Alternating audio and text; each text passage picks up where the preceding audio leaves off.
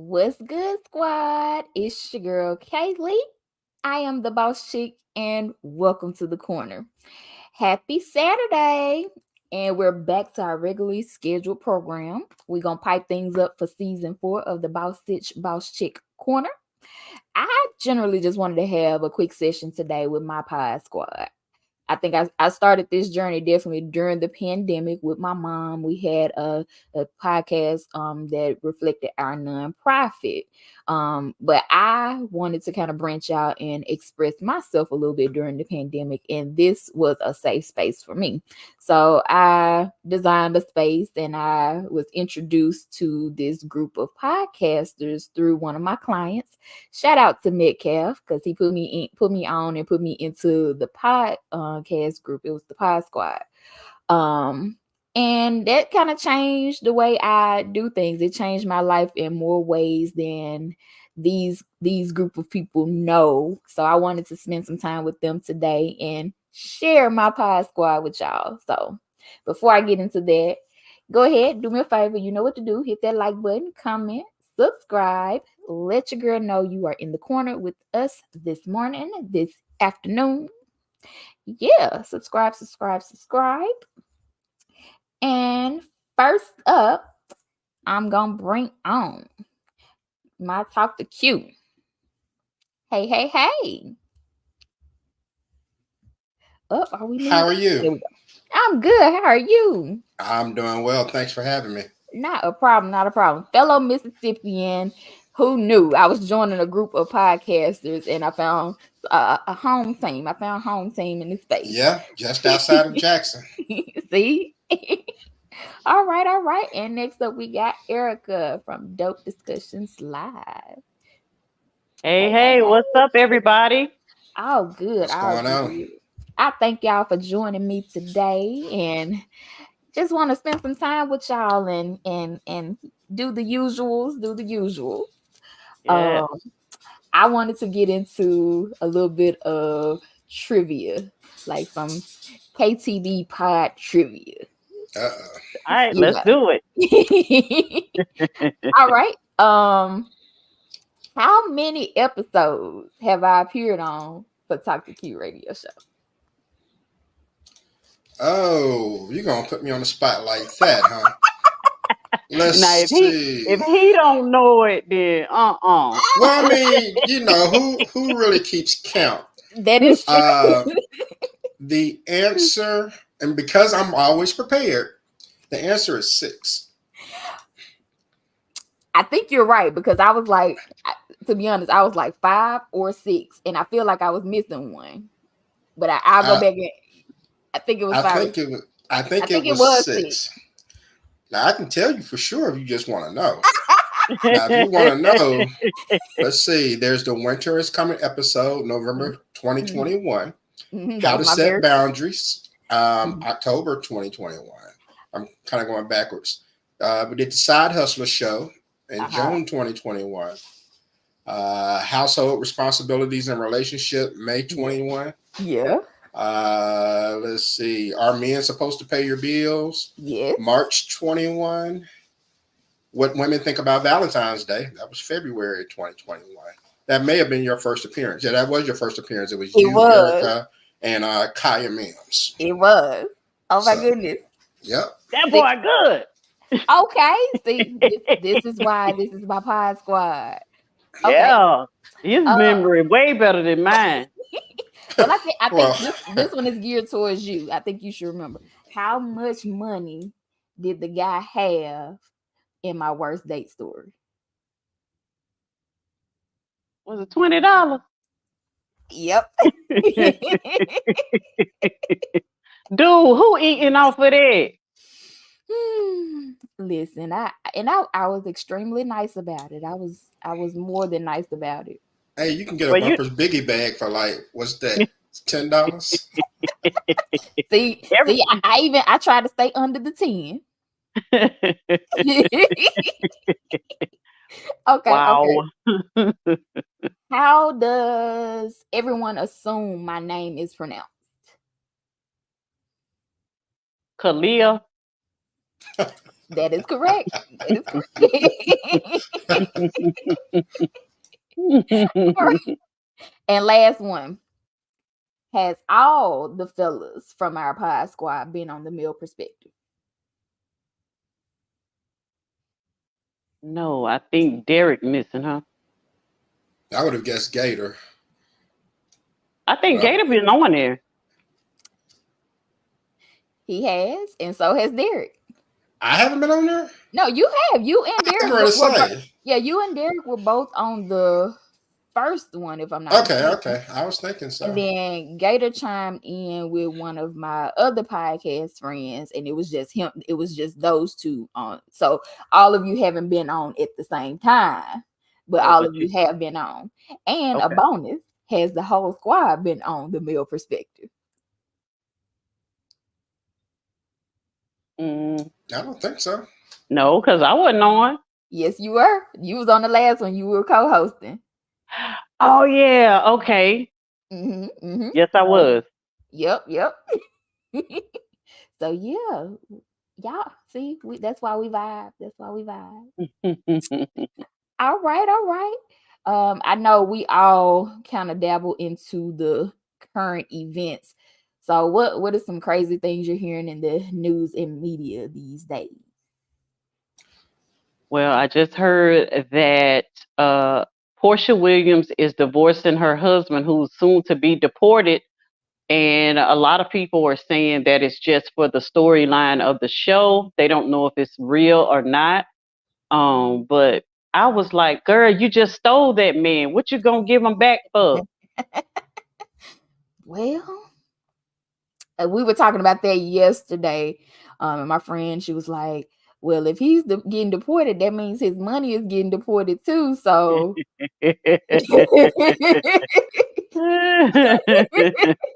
I guess when the money goeth, the love goeth with it. hello.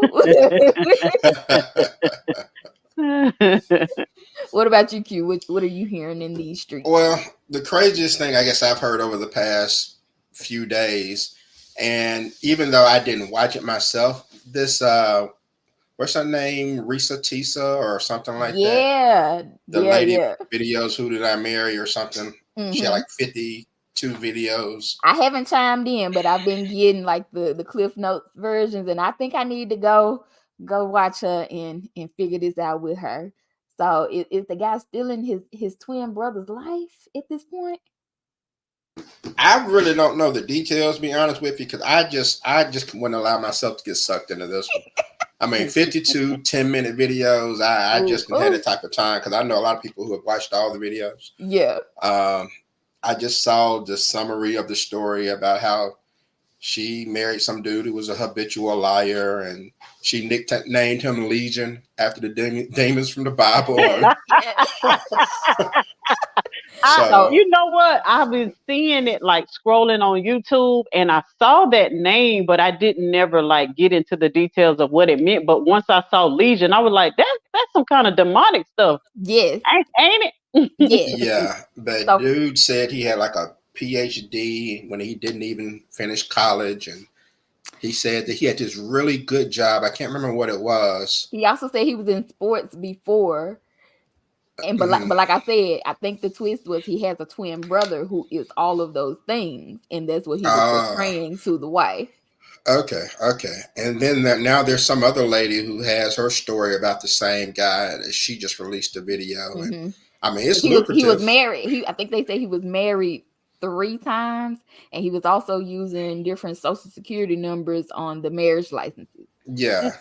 So I Yeah, heard this lady cleared a million or two on these videos. So man, somebody I need to wouldn't go be ahead and make surprised this if a Netflix everybody's doing it. series, Yeah. Wow. like almost Tinder Swindlish, something like that. Yeah. Yeah. Well, speaking of that, have y'all been following the story of Shirley Strawberry's husband? Mm-mm.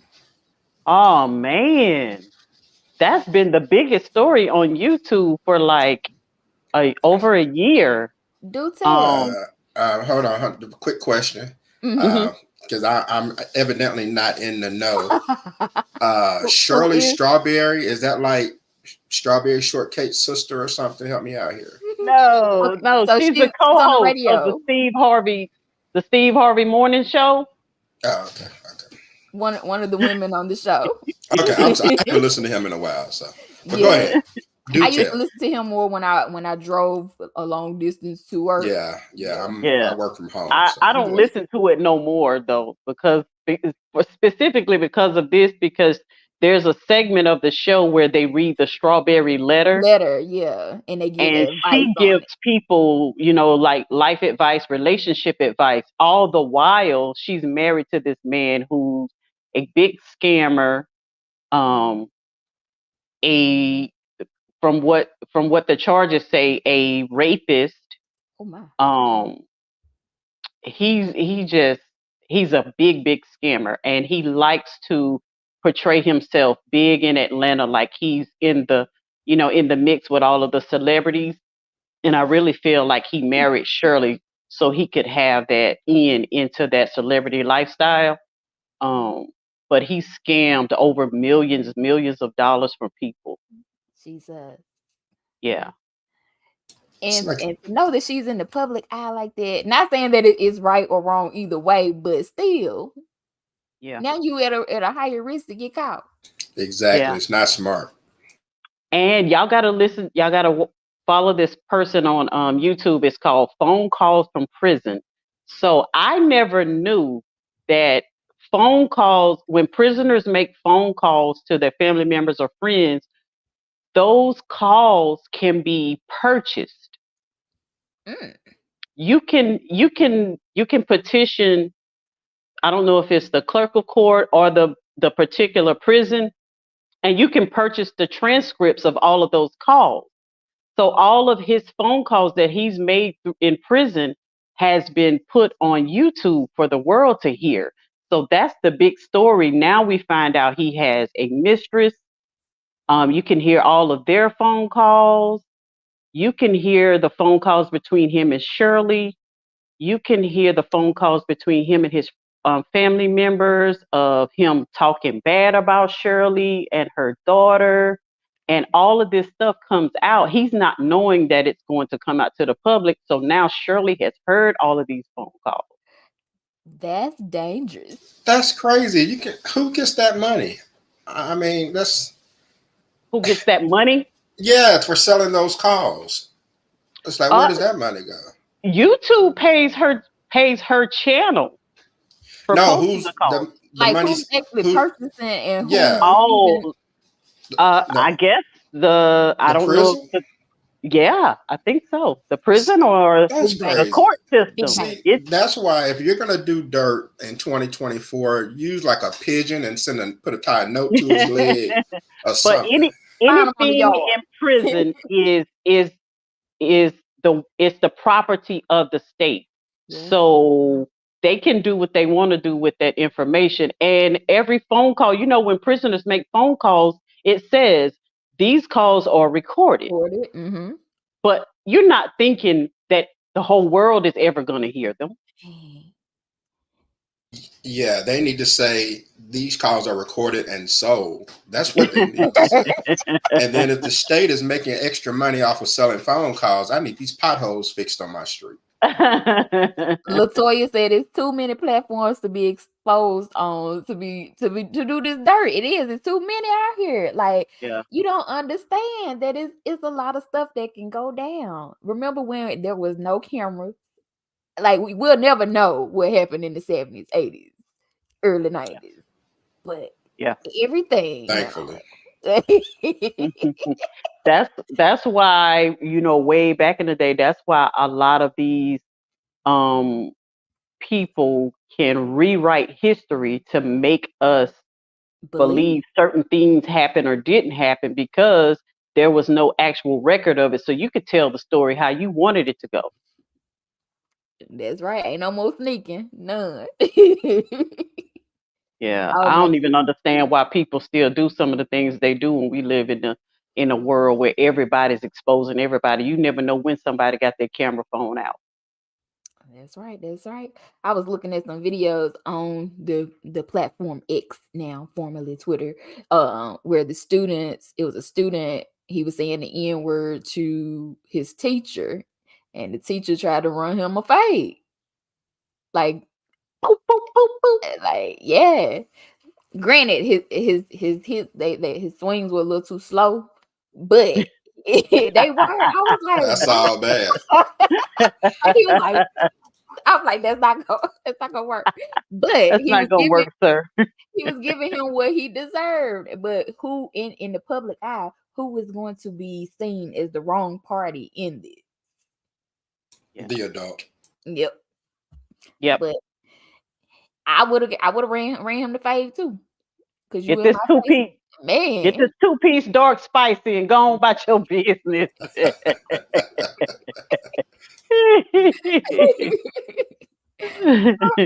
All right, so this is why I love my pod squad. We can always send each other different memes and videos, and we cackle. We have a good conversation about those things, and they always keep me in the loop of what I don't see on this side, and I send them things that they don't really see on my side. So we keep each other in the loop, and I like that. Yeah.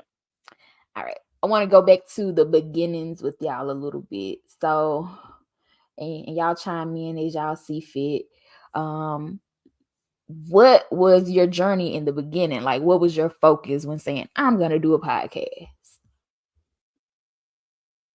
For me, it was a I had written a book with a group of ladies, an anthology, and it was called Dear Young Woman. And after I had that experience and created relationships with those women, realizing that it's very important to tell your story once you've overcome it and you feel comfortable telling your story, because it helps out a multitude of people when they can feel like they're not alone in certain things. And so by doing that, it sparked a desire in me to keep talking about those things. And I created a podcast called The Code of Sisterhood because I wanted more women to be able to be comfortable coming out, telling their stories of things that they've experienced, things that they're currently going through, things that they've overcome, and lessons that they can share with other women. So I created The Code of Sisterhood, and I don't remember how many episodes I had done, but then I invited Gator to come on as a male perspective on the Code of Sisterhood. And that episode went so well that I wanted to continue that camaraderie between me and him. And so that's when I created Dope Discussions with Erica as Gator, as the co-host, because I didn't want it to be fully unbalanced. I wanted male and female perspectives on those type of um, topics, because I feel like it's important to bridge the gap between men and women. So much division going on out there. I wanted to bridge that gap, and then we just kept it going, and it kept going and kept going. Love it. Love it. What about you, Q? The Uh, OG. my my inspiration for podcasting came from just my love of talk radio. When I was working in my early 20s, I had a job working for a car rental place where I was cleaning out the cars. Yeah. And so when you're doing that, you just turn on the radio. And so I got into talk radio, mainly sports radio, but then it kind of gravitated towards political talk and things of that nature. And so for most of the decade of the 90s, I found myself listening to that just as much as I listened to music. And so fast forward about another decade to about 2010, I started hearing about opportunities of doing your own thing on the internet, because YouTube was booming, social media was still kind of getting started. And so this website called Blog Talk Radio came out, which allowed you to establish your own radio station, so to speak. You had a toll-free number. People could call in, and you can invite them to, discuss whatever it was you want to talk about and have an audience in the chat room. So I decided to give it a try just to scratch it off my bucket list. There are a lot of things that I wanted to do in life, and that was one of them, being a talk show host. And so I gave it a shot, talked for about 15 minutes. Nobody called in or anything. and just ran my mouth for 15 minutes, kind of rambled on. And a couple of friends, online friends, heard it and said they want to join, wanted me to have them on the interview. So I had them on. It was a crazy show. It got pretty good reviews, and things kind of went from there. So what started as one episode just kind of grew, and it is what it is today. So I've been podcasting since 2011. I did take a couple of years off because I kind of got burned out. So I took 2018 and 19 off, but it's just been a lot of fun for me, and it's allowed me the opportunity to not only network with people, um, but and learn things, but also just make new friendships along the way, such as with you all. Yay. Okay, okay. See, those things are inspiring. And I can definitely remember the toll-free number. 'Cause like I said, the guy who referred me to you all, he had his own show, and he was like, I would do flyers for him, and he'll be like, put this phone number on the flyer. And I called in a couple times just to kind of get a gist of how it was. So you can do other things and be able to listen at the same time. And now things have changed where you can get the visuals at the same time. So seeing the elevation, that's amazing. That's amazing. Okay. So Erica, I think you touched on my next question about the biases. And do you think that most podcasts, or do you think at the beginning that your podcast was biased? What about you, Q? A certain viewpoint or mindset that you had in the beginning? I will say yes. My first 9 episodes. The show started off as being called the Thank You Show. Okay, and it was mostly me talking, Mm-hmm. and it was coming off so self righteous, I guess. And I didn't want to be one of these Rush Limbaugh, Shine Hannity types that looked like he knew everything. Yeah. And so after those 9 episodes or so, I said I need to try to change things up. So I started trying to find more guests and being more of a moderator than someone who's just lecturing people, I guess. And so that's when I changed the name to the Talk to Q show, because I'm like, all right, y'all talk to me, let me listen. And that worked out even better because one, I was learning perspectives from different people, and two, it's just it was more enjoyable to be interactive. But the show did kind of start off biased. All my little personal beliefs I was putting out there, and if you ain't doing it this way, you're wrong, type of deal. And I was like, okay, this don't feel right. And then I Mm-hmm. realized that I wasn't right about nearly half the stuff I thought I was. So it allowed me to mature by having other people on, getting other perspectives, looking at things differently, and so yeah, that's what kind of changed for me. So now I would like to think that my show is, well, that my stance as far as the show is concerned is completely unbiased, and that's why I try to bring on different people with different viewpoints. I don't want to have a whole bunch of people who think the same and we just preach to the choir. I want to have some people who I know will disagree. I'm very selective of how I pick my guests. So I want people who are going to disagree so we can hash out a point and figure out, exactly where the truth lies, because it's always in the middle. And I think that's a good lesson for everybody to understand. Everybody isn't going to agree with the same thing, and we can learn how to agree to disagree respectfully. Yeah, So, for me personally, I don't feel like I was biased when I was doing just the code of sisterhood, because I feel like in this world there are, people who have different niches and they stick to what they're good at. So I think there's a place for all female space. I think there's a place for all male spaces. I think that when women get together, they have conversations that are different than when men are in the room.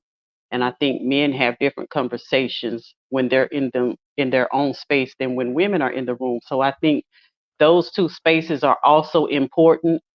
And I also think it's important for them to come together in spaces to have conversations together. So I think the code of sisterhood is still a good concept. I just think for me at that point, I wanted to move more into male female. Um, conversations because that's where I'm more interested in. I'm more interested in the differences and the similarities between the way men and women think. So that's why I moved more into that area. But I think, what I was doing before was still important as well. Okay. Opening the line of communications for everybody to be able to tell their truth and being able to sit there and understand. Yeah, Yep, because there's yep, sometimes I have conversations with women. I say certain things that I would never say in front of men, yep, yep. and that's the way Yeah, that is. yeah. It's amazing how your perspective can change just from listening to others. And that was just the biggest because I think I benefited more from my show in those early years than probably most of my guests. Because, like I said, a lot of things that I thought as to when I started the show, I was late 30s. So a lot of things that I thought, even though I at late 30s, you're thinking, okay, you're a mature man, you've seen it all. I realized I hadn't seen it all. I Mm. realized that everyone had different stories. Everyone had different outlooks because of how they came up. And I think, you know, some of the biggest lessons I learned were like men and women and how we interact. I realized that, dang, I said, I've been looking at certain things as far as the way women feel completely wrong. Mm. But I had enough women on the show to give their story, and I was like, hey, I put myself in their shoes. I kind of understand why women think this way about men, and so on and so on. So it was very instrumental to me in my growth as a man, as far as being more mature and being able to handle and understand um, women a lot better because of the things I learned. And Yeah. that's why I encourage more people to seek out those type of podcasts as opposed to the one-sided podcast where the man is saying, well, all women ain't this, all women ain't that, or the woman is saying all men ain't this, all men ain't that. You're not going to learn anything that way. You're just going to be stuck in the mud. I agree. I agree. So you brought up another point towards my next question, like analyzing the things from the beginning to now. What other lessons that you have grown to know that you have grown in those specific areas, both of y'all? What has shown to be the most growth? Like you said before, just being open minded to different people's perspectives and understanding that um, you can have two opposing viewpoints that are opposite, but both are still valid. One doesn't cancel the other one out because I can't tell you your truth is Mm. wrong and mine is right because I haven't lived your life, you haven't lived mine. And two things can be true at once.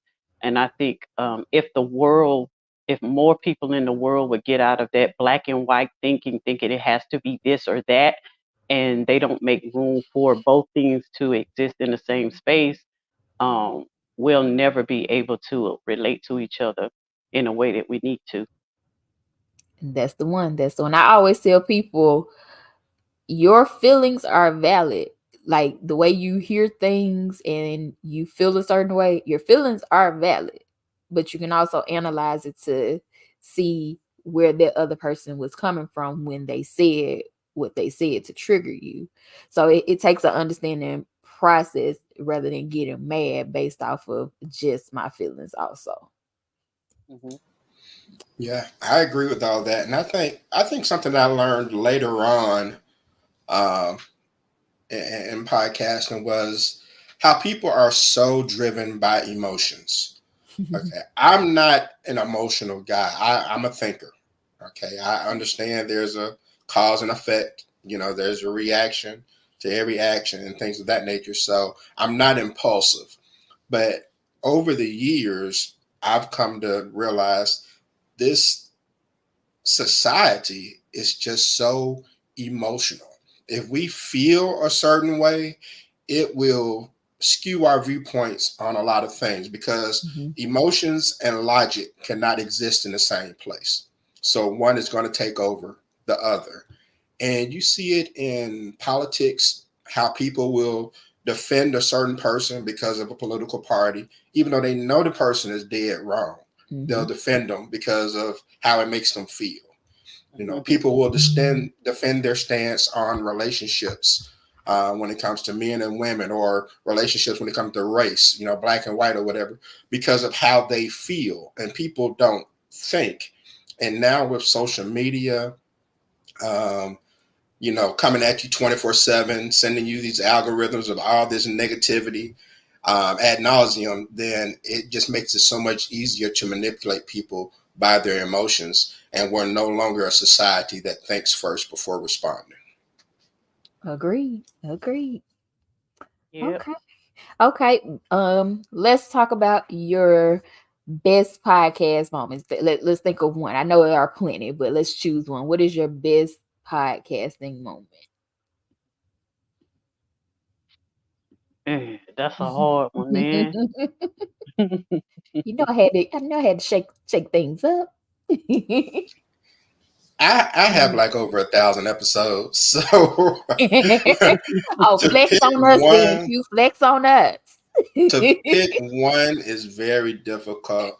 I guess one of my most memorable ones, for those who I'm not really into reality TV, but I do know some of the players from back in the day who were really big. And I had, oh my goodness, I just forgot her name, from Real Housewives of Atlanta. Mama Joyce, was it? Oh yeah, yeah, yeah. Okay. Candy Candy Forgot. Burris's mother. Yeah. Yeah. Thank you. And I had her on for an interview. I was just someone I met on Twitter who was her handler. We became cool, and she's like, "I can get you Mama Joyce," and I'm like, "Okay, yeah, cool." Yes. And so I brought on, because I knew so little about the show. I actually had Crystal Hickerson, who's one of my frequent show guests. She co-hosted with me because she knew everything about it, Hmm. and it was a great discussion. I learned a lot about her. I learned a lot about Candy, and she wasn't nearly like what I saw on all those videos of Hmm. her just going crazy and snapping on people. She was The a old lady very, gang. very sweet lady. Yeah. Oh. And so that was probably one of my more memorable ones, chatting with her, um, outside of, a couple of the little ratchet incidents that happened on the show. Listen, the debates get real when you bring the male and females together. Oh, yeah. They had some blow ups. One in particular, this lady, her name was Virginia Princess. And this is before I did video, it was just audio. Okay. And she got into it with Erica's favorite person, Ray. And they got into it, and it was so bad that she hung up in the middle of the show, Oh and then wow. sent me the nastiest message on Facebook. To me, I had nothing to do with it. I'm just a host. She sent me the nastiest message and then blocked me on all platforms. I mean, it was just ugly, and I'm still trying to figure out Wow. what I did. But yeah, that show was very ratchet. It got out of control. Wow. Okay, I need to go back and find that one for real. So has she since unblocked you? No, no, I haven't heard from her. That's been probably 10 years.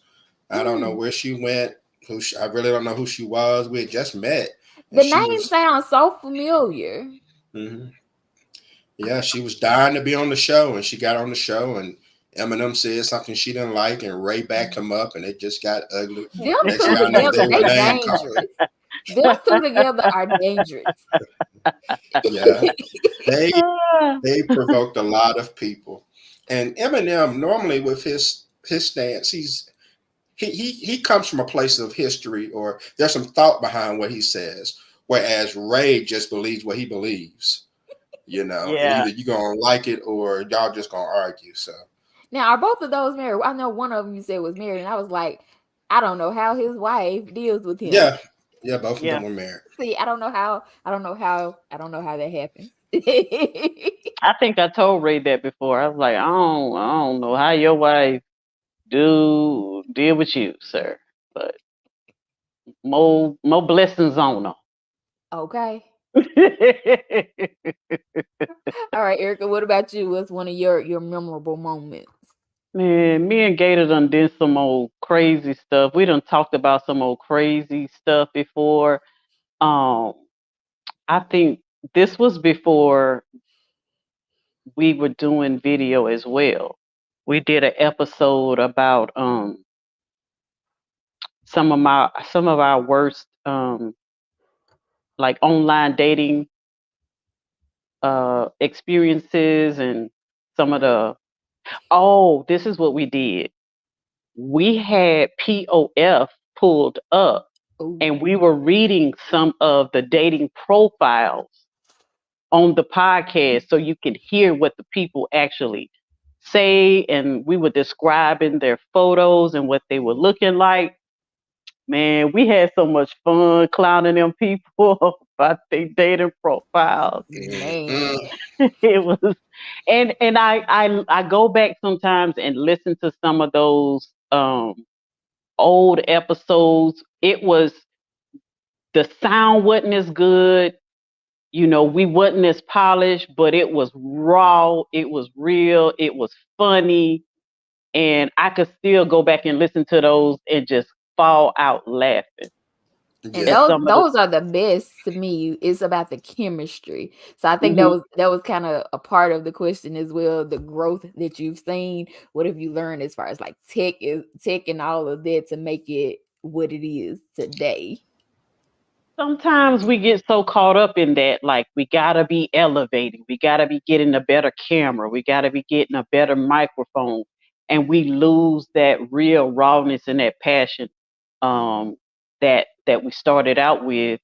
And I wouldn't mind just going back to all of that, just getting rid of all of the video and just shooting off at the mouth, just saying what really comes to your mind, and not trying to think before you speak, and just say what's really on your mind. It was some of our best episodes. One of my favorite ones though was when we were covering the verses between Earth, Wind, and Fire Ooh. and the Isley brothers. And we did it on the air. We were watching it as we were, Yeah, and we dressed up.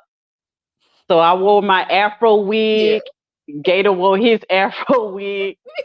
And it's funny because every time I come up with an idea, shoot it to Gator. He like, yeah, let's do it. I like, this dude to do anything I want to Down do. for it. Down for it. Yeah. Yeah. I always thought you two had amazing chemistry. Hmm. I like one of my favorite episodes is when you two actually met and y'all were doing the dancing in the Yeah. parking lot. That was funny. And that's what Yeah, But I was gonna say. Y'all did the show for a while before you actually met up in person. yeah, That chemistry is amazing. yes, yeah, it really is. You all did such a great job with your show, and it was always enjoyable. And like you said, with the equipment and stuff, I evolved over the years, and I never really worried about just trying to have the top of the line type of deal because I didn't really want to get into video. I was hmm, cool with just the audio. Video is just something that happened because everybody else was doing it. Because I didn't Yeah. start video until 2020. So I always just enjoyed the audio aspect. But when I listen to some of my old episodes, sometimes I'm actually ashamed of some of the things I said because I have a totally different viewpoint, which I'm proud of the fact that I'm different. Because if you're the same as you were 10 years ago, something's wrong, you yeah, know. But some of the things I said back then, and I'm like, dang, I really thought that. So I get to hear like a little bit of the evolution of myself when I go back to listen to older shows. yeah. Agreed. Agreed. Okay. Okay. So speaking of elevation let's get a little personal. So relationships are definitely a topic that we all have in common when we reach in our bags. So Erica, what is your current relationship status? Baby, just single and enjoying life. I Okay. ain't even mingling. I'm just single. Okay. If you were mingling, what would be some qualities you appreciate in that man? In a man, um, emotional maturity at the top of my list. Maturity, stability, um, and when I say stability, not just financial, I mean stability in your mental health, your physical health, um, your station in life, where you are, where you want to be.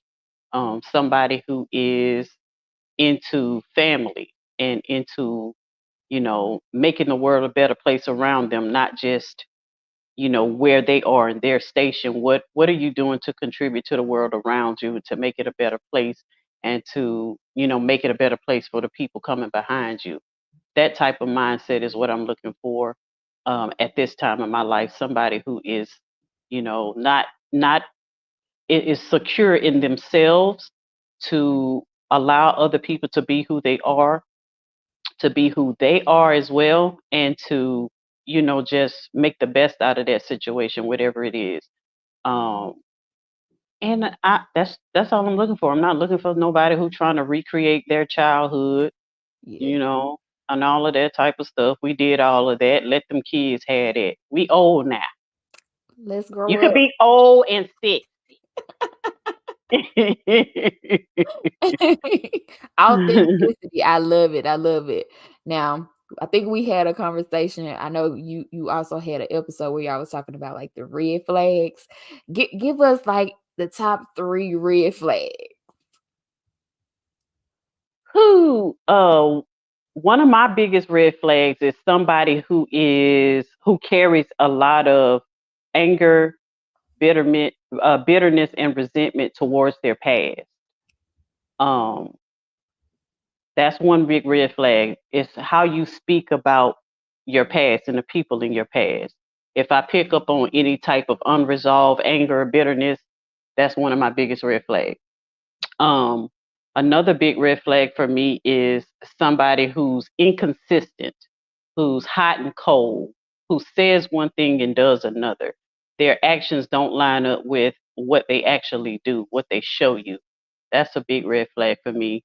And the third red flag is um, just being, not being a open-minded person. You're rigid and firm on this, and this is how it is, and I'm not open to hearing anything different. I'm not open to anybody's point of view. I'm not open to any type of outside perspectives or opinions on myself or anything else. This is what it is, and this is how it is, and this is how it's always going to be. If you're that kind of closed closed-minded person, you probably don't have room in your life for me, because I can see things from all different sides. Bang, bang, and bang. For real, for real. Consistency was definitely gonna be my number one. Like you can say one thing, but your actions do not completely line up with it at all. And that tells me where your mind is. Oh my Mhm. goodness, goodness. Now you already answered the question. You said you weren't looking, but do you think you'll be getting ready to be single and mingling in this season soon? I don't know. Maybe. I don't know. Because You right gonna be now open I'm to it? just enjoying, like, there's some exciting new things going on in my life, and I'm enjoying those for right now. I just started a new position, making more money. So I'm excited about that. I'm excited. I just got me a new whip. So I'm riding in the new whip.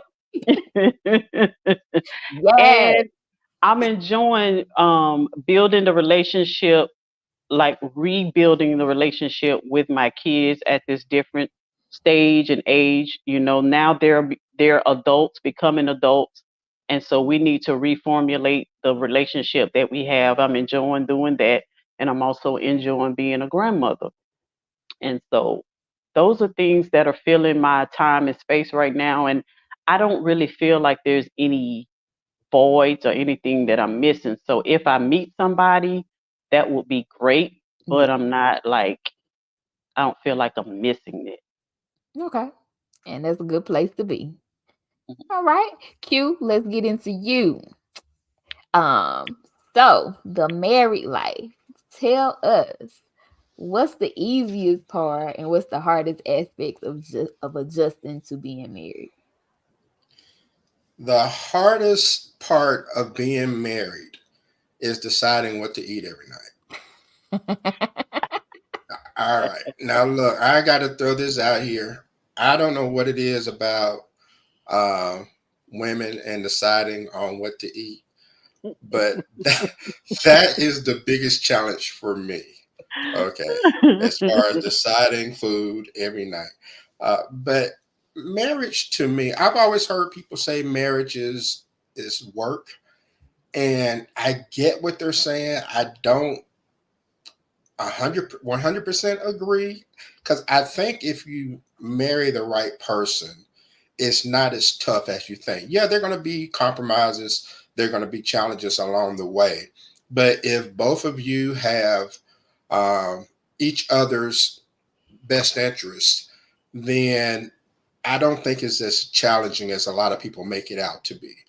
Um, I was fortunate enough to find someone who wants to make me as happy as much as I want to make her happy.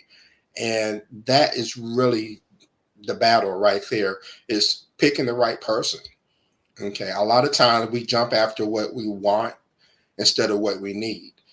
And that's where we make the mistake. And then we want to blame the title of marriage, where everything was fine till we got married. No, you picked the wrong person. Mm. You never should have gotten married. That's the problem. So I hate it when people are always trying to put down marriage as if it's something about the title that Yes. messes things up. And it has nothing to do with anything. If you pick the right person, you can be married 40, 50 years. But if you pick the wrong person and it fails in 8 months, don't blame the title, blame your decision making. That's a good point. And you said something about compromise. If we are on the same page and we both feel the same way about each other, the compromise shouldn't feel like torture. Me seeing you happy because I compromise should be a great gift as well, and vice versa.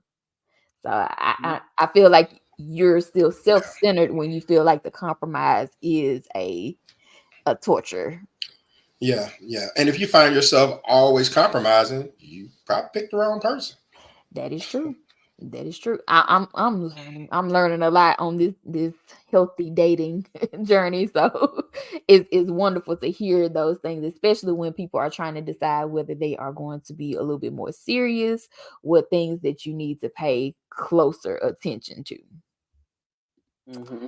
And All I, right. I also want to applaud Quincy and his wife Erica in their marriage. A second Eric. Um, Yes, second, Erica. Um, I want to ask him this question. Do you think if you would have married your wife in your 20s, that Mhm.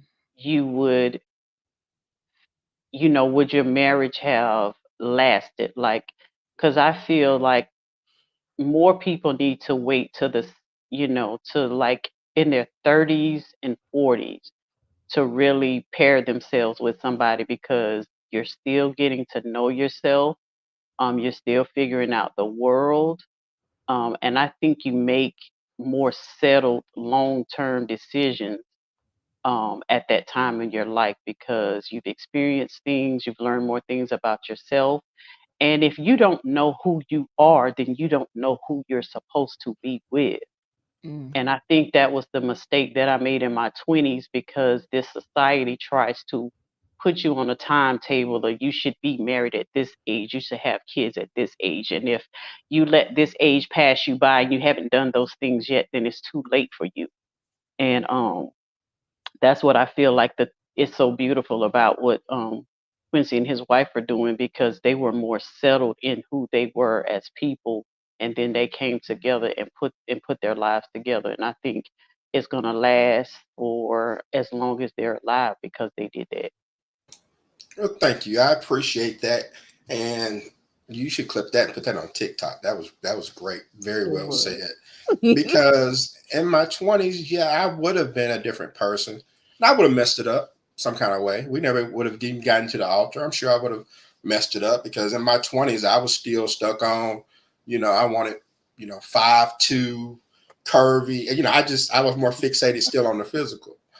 And so, and like you said, also, I hadn't found myself yet. I didn't start making what I consider adult decisions until my late 20s, Mm. where I decided, okay, am I going to pay this house note or am I going to go out and party and try to, catch up next month and all that stuff. So, yeah, maturity is key. I do agree that you probably should wait until you're, in your 30s and kind of have life a little figured out as far as what you want out of it and everything. So that is definitely key. But no, I appreciate you saying that though. Yay. Okay, so how did you know that you were ready to pop the question? How did you know that she was your person? That's a good question. I don't know if there's really just a moment in time where I said, you know what, this is going to happen. But when you find yourself at a point to where every time she leaves, the first thing that comes to your mind is what can I do to see her again? That's when that stuff starts to come into the fold. And so, every time she went home or whatever, then the next thing I'm thinking about is, okay, what can we do again that can get us back together? And so that just kind of happens over time. I don't even know if you even realize it, as it's happening.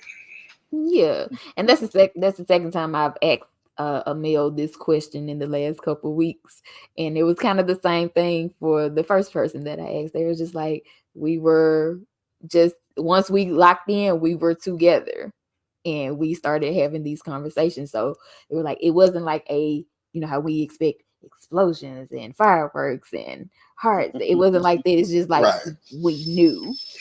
Yeah, yeah, you're just having a good time, and because the important thing about our relationship is that we like each other.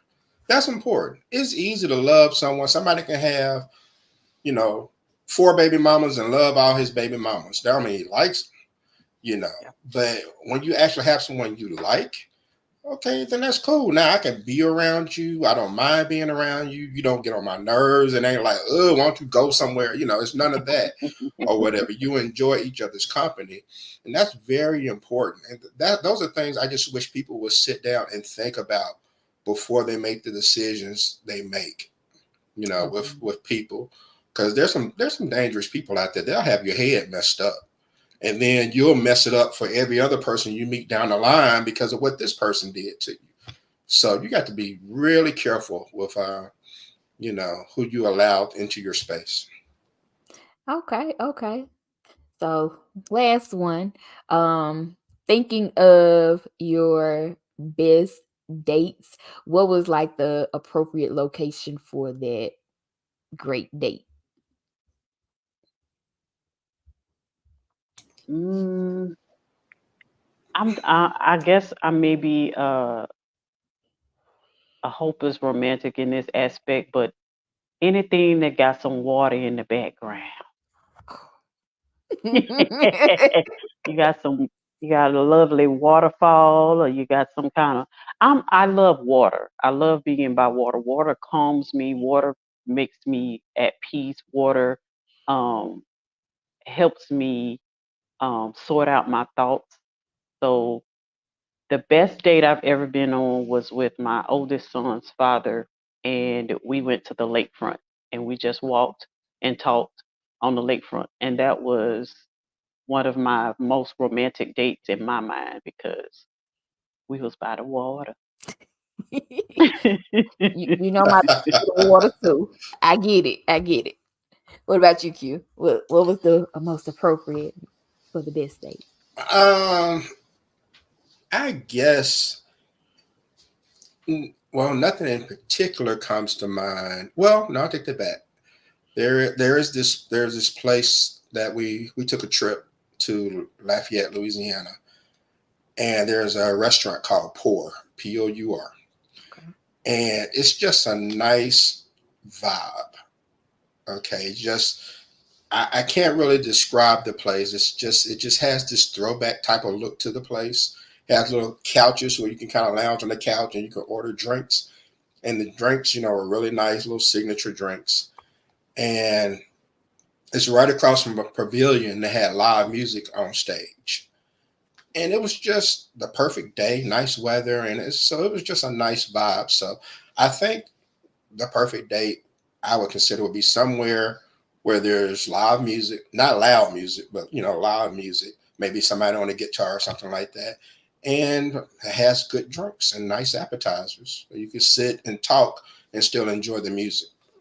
Okay, so it's about ambiance and atmosphere. Give you Mhm. time enough to. I always say, don't go anywhere where you can't have a conversation because the point of the date is to actually get to know that person. Going Right. going to the movies is the worst because you sit through 3 hours of nothing. Yeah, Yeah. And then going to the club. I think it's pointless to take a date to the club, but some people do it. they say that's like taking sand to the beach, huh? Mm. Exactly.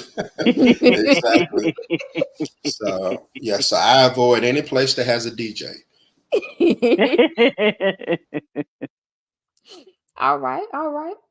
So next segment, I wanted to do a Kaylee vibe check. Did I pass the vibe check when y'all met me? What was y'all first thoughts of me? Oh, there. Yeah, you definitely passed the vibe check. I my first impression of you was that you were a young woman who was mature for her age. Um, knows what she wants. Has a positive mindset, growth mindset.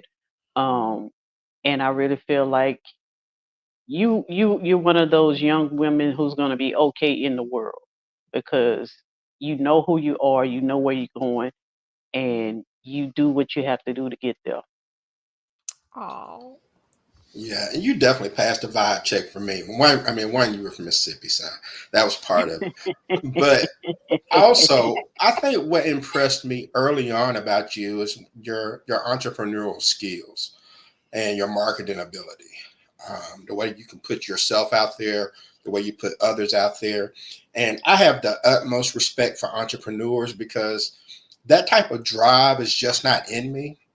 Um, and so it takes a special person who says, okay, I want to promote myself or my business and I'm willing to do anything to do it. Because I'm the type of guy, man, I'll get lazy after 2 days and I'll be starving if I had to if I had to be a salesperson or an entrepreneur. Oh boy, I'd weigh about 30 pounds right now because I couldn't even put food on the plate. But I think that's what I admired about you the most. You were just have this go-getter ability that I wish that I had. And it's just amazing. And then the fact that you are still young enough to kind of forge your way and turn your life into what you want it to be is also a great thing too. I love to see people who are younger kind of get it early. You know, don't wait too late in life to figure it out. So you're well on your way, to greatness, and Aw. I'm really inspired by that. Thank y'all. Y'all just don't know how much I needed to hear that. Like it warms my heart. I thank y'all. And just to piggyback off of that for y'all, I know at the time that we met, it was during the pandemic, and being able to just analyze everything that we have learned about each other. Q, you are so welcoming. You're a great listener, and the fact that you have those insights, and of course, Mississippi home team, those insights are wonderful. You're always there. Even last minute things when I need to ask you, can you come on or can you supply this? You are always there, and I appreciate that.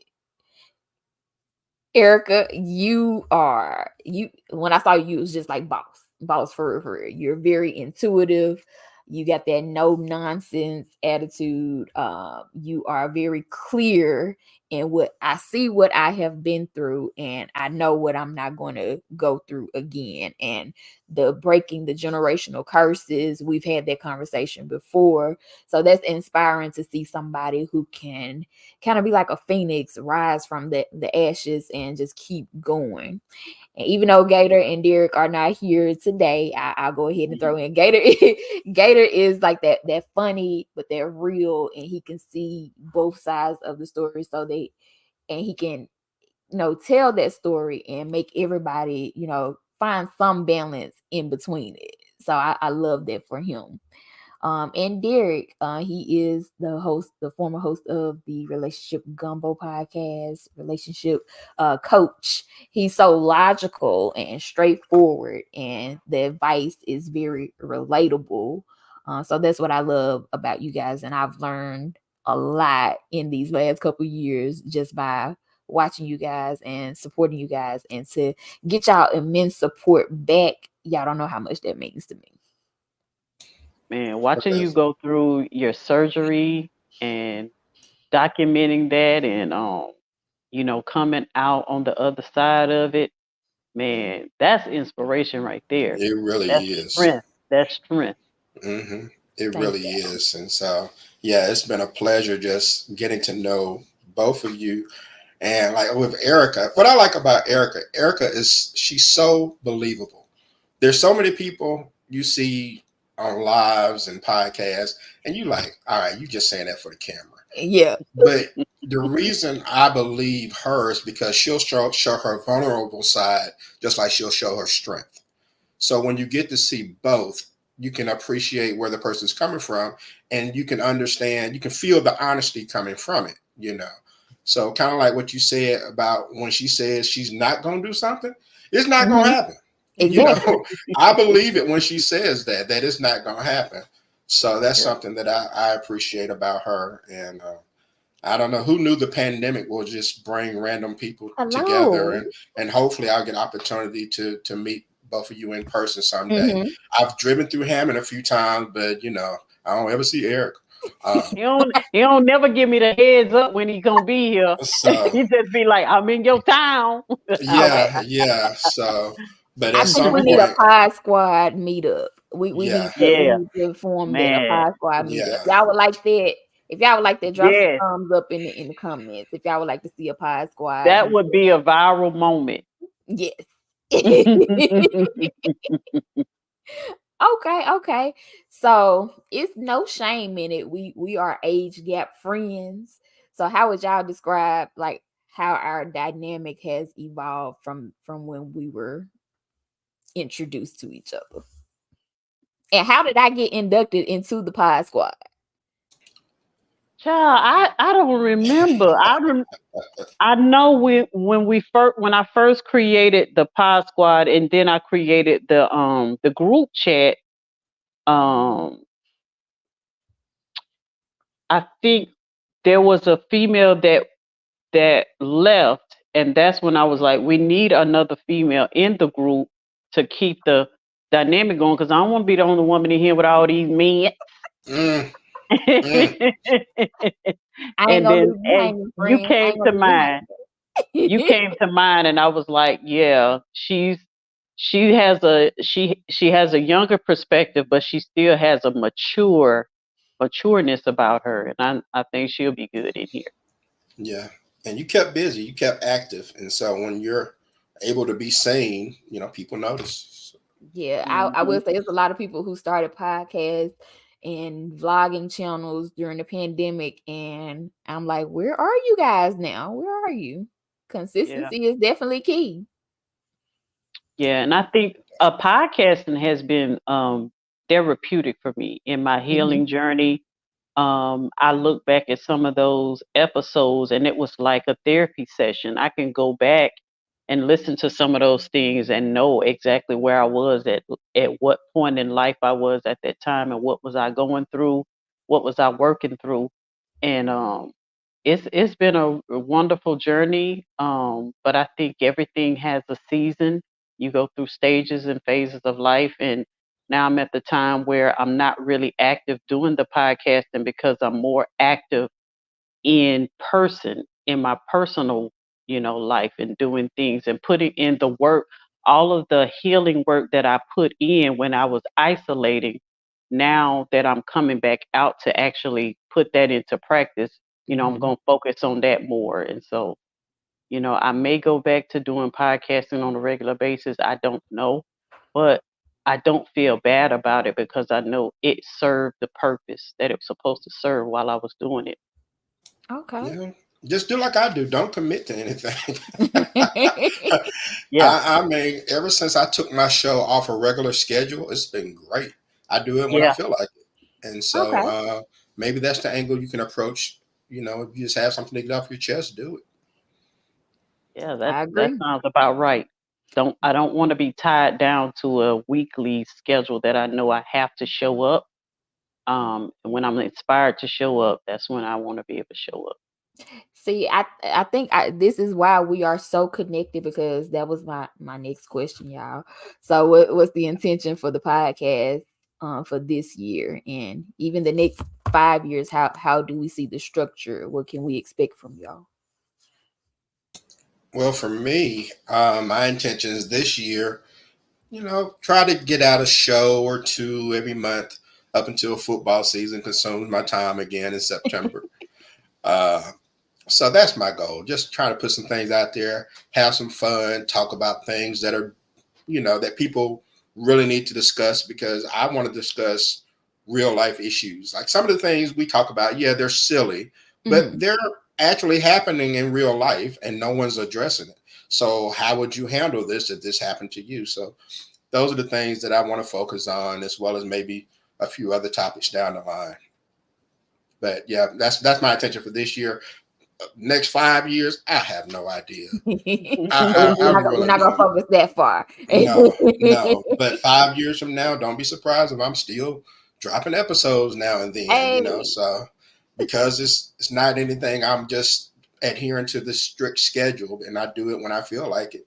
Who knows? I may take 2025 off and come back in 2026 with 100 new episodes. You never know. hey. Hey, Okay, what about you, Erica? You and Gator have any additional plans? no, I'm taking a page from Quincy's book. When I feel inspired to show up and do something and talk about something, I will. I'll hit Gator up and see if he's on board and we can do it. I think I got burned out on the um, every day, every week, thinking of new, topics to cover and Securing guests. yeah, securing guests and all of that type of stuff. And it started to feel burdensome, like a burden. Because as soon as we would finish one show, I'm already thinking about what we're gonna do next week. And it started to consume my mind. And I'm that type of person. I recognize that about myself, that when I commit myself to something, sometimes I consume myself with it and then I Mhm. get burnt out fast. So I had to step back and give my mind some space to just, you know, not feel so um obligated. Right. And sometimes when you've obligated yourself to show up and you really don't have anything to give, it can start to become inauthentic because you're trying to make up something to Yep. to talk about. I get it. I get it. I try to find the balance, because I'm like that too. When I set my mind to it, I go into overdrive, and of course that leads into that burnout.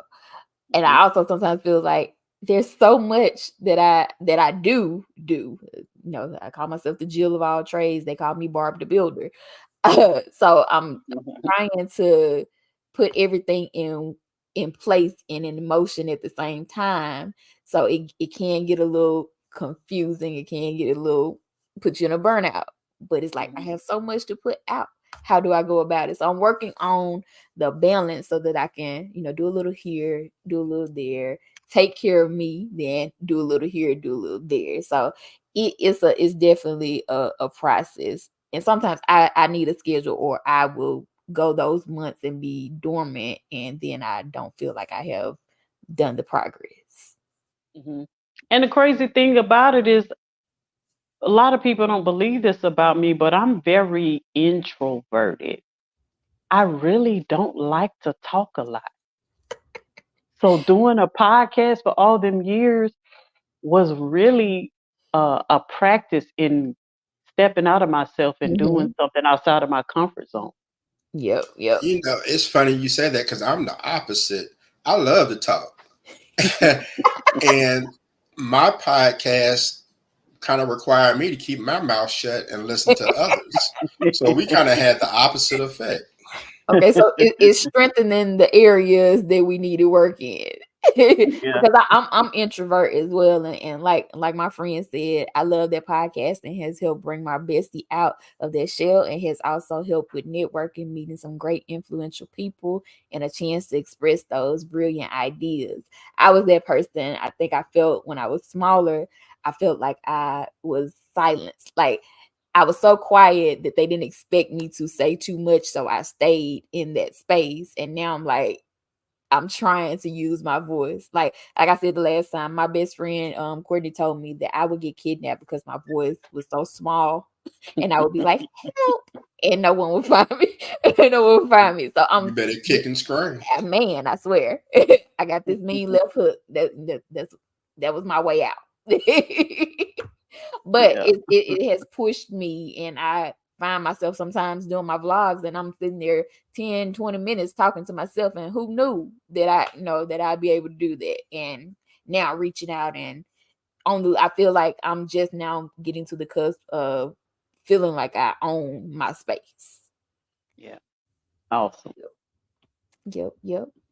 Okay, okay. So I did have a question about using like these platforms for, do you feel like you're using it for business purposes, or is this just a free community resource? Which platforms? Your You mean like, podcast. oh, um, my I feel like our podcast was being used for like um just opening conversations. Like we wanted to talk about topics that were kind of taboo, especially in the Black community. We wanted to open ourselves up to have people have those start having those conversations in their own households. Like if they're talking about it, you know, and they got a country accent like I got, and they come from where I come from, and it's okay and they're open about it, then why aren't we talking about it, you know, more in our households and in our communities? We could talk about this stuff, and it's cool. It's cool to talk about it. It's cool to relate to other people. So I felt like we were just bringing awareness to a lot of the things that we don't talk about in Black households and in Black communities, and making it more comfortable to talk about those things. Hello. Yeah, and it was kind of the same for me as once I first started. It was about just talking to people and discussing problems that happen in in our everyday lives. Then over time, I started getting sponsors, and it became a business. And I started making money, and I'm like, you know what? Let's pump out some more episodes. And that's what led me kind of burning out because I was just constantly putting out stuff. Because at one point I was doing 4 shows a week. Mm. I didn't have anything else going on, and I was, like I said, I was getting sponsors from different people. I had, people who were authors want to sell their books, so they would pay me to advertise, or people that had little short films that were coming out, and musicians and things of that nature. And I was enjoying it, and then I just, it became about the money, and that led to burnout. So I had to kind of get back to basics a little bit. And like Erica, I want to discuss things that people don't discuss in mainstream Mm. media, especially when it comes to the Black community. And I just want to expose people to stuff so they'll know how to handle it when they see it, because ultimately you will see it. And there are a lot of things out there that are important. How to maintain relationships with people, not just men and women, just with people. How to maintain friendships, Mm-hmm. um, politics, especially local politics. A lot of people really don't care about local politics. It's more important than the And national should. politics. And should. Who you have as a mayor or a governor is going to impact your life much more than who's the president. And Hmm. so those are some of the things I really focus on my show. We had a lot of important discussions. We have fun, but a lot of important discussions. And there's not too much we haven't talked about. Okay. And I've met some really interesting people on the way. I once had this lady who was the first Black female police chief of New York City. Okay. Had her Mm. on. And so it was just a lot of people that I met, a lot of different things we talked about. and it was about giving people information that they are not going to see on mainstream media. See, this Right. this is what we need more of. Those spaces that allow for these type of conversations to help shape the future. I Right. love it. I love it. I love it. Well, if there is one thing that you would like the people to know, what would you tell them? Uh, it may sound cliche because we hear it a lot now on social media, but love yourself. Man, I'm telling you, the foundation of all of your relationships is built upon how you love yourself first. Because we've been inundated with a lot of messages about love that are false. Um, and if we can get back to the root of that love, like for me personally, when I started to see myself the way God sees me and the way God created me, and I had never looked at myself in that way before, like all of the mistakes I've made, all of the imperfections that I have, all of the things that I didn't like about myself, God loved those things about me. And who am I to override Him? So Mhm. if He sees all of that beauty in me, why can't I see it in myself? So once I started to think about it that way and then shape my relationships on that foundation of how I love myself, all of my relationships improved. And then some of the relationships that didn't improve had to come to an end, and that was for the better. Cool. So love yourself. Agreed. Agreed. Very well said. And I guess I would say think for yourself. Stop allowing people to determine your core values, how you think, and learn to think for yourself. I've mentioned numerous times on my show, don't listen to me. Okay. Well, it's not about what I think. I'm not telling you how to do things. I bring people on the show with different perspectives so you can find your own way. You listen Mhm. to one, you listen to the other. And we don't do that enough in society today. We don't listen to both sides. We want to hear one side because we want to do what feels right rather than what is right. And so, we all want to watch, MSNBC because we're leaning left politically, or we all want to watch Fox News because we're leaning right politically. And we don't learn anything that way, okay? Because you're here on one side.